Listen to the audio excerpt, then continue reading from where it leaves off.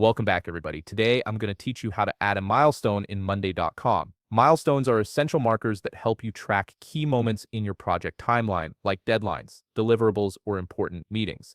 Also, if you're interested in business tools that could improve your workflow, I've dropped a few links in the description down below. First, open your board in the Monday.com web version. Make sure you're viewing the specific board where you want to add the milestone. This ensures you're working in the right project space and won't accidentally add it to the wrong board.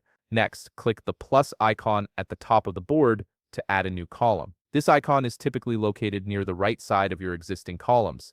Clicking it will open a menu with different column types you can add to your board. From the menu that appears, select Timeline. The timeline column is what allows you to visualize dates and durations for your tasks, and it's the foundation for creating milestones in Monday.com. Now, click the plus icon next to a group header or at the bottom of a group to add a new item. This creates a new row where you'll set up your milestone. You can add it to any group that makes sense for your project structure. In the name cell of this new item, type the milestone name. For example, you might type something like Project Kickoff, Final Review, or Launch Date. This name should clearly identify what the milestone represents. Now comes an important configuration step. On the timeline column header, click the three dots and select Settings. From there, click Customize Timeline and toggle on the option that says Show Set as Milestone. This enables the milestone feature for your timeline column, which might not be visible by default. Next, click the timeline cell for the item you just created to open the date picker.